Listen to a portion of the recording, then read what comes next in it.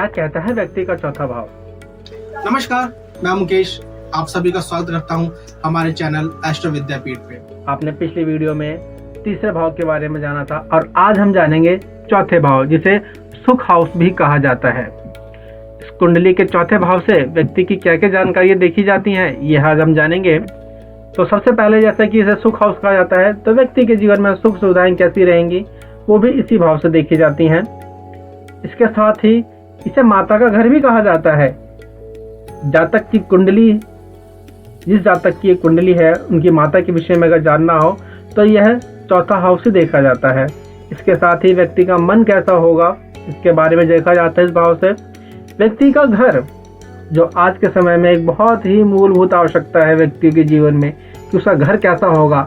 आप सभी के बहुत ही लोगों के सवाल होते हैं कि मेरा घर होगा या नहीं होगा, तो यह भी कुंडली के चौथे हाउस से ही देखा जाता है। घर के साथ ही आज व्यक्ति को चाहिए वाहन, यानी कि गाड़ी। तो इस गाड़ी के बारे में भी यह इसी भाव से देखा जाता है। और जैसा कि घर चाहिए तो उसके लिए भूमि भी होनी चाहिए, तो यह भूमि के लिए भी चौथे हाउस का ही देखा जाता है।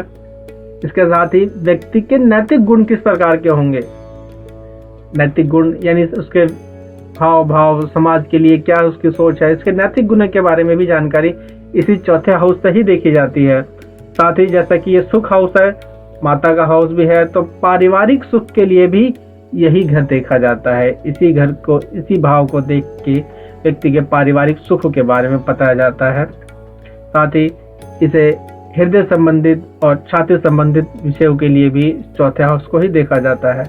साथ ही व्यक्ति की शिक्षा के लिए भी इसी हाउस को देखा जाता है। तो यह थी हमारे द्वारा दी हुई जानकारी चौथे हाउस के बारे में। मैं आशा करता हूं आपको हमारे द्वारा दी हुई जानकारी पसंद आएगी और ऐसे ही अन्य आगे की जानकारियों के लिए आप हमारे साथ जुड़े रहें।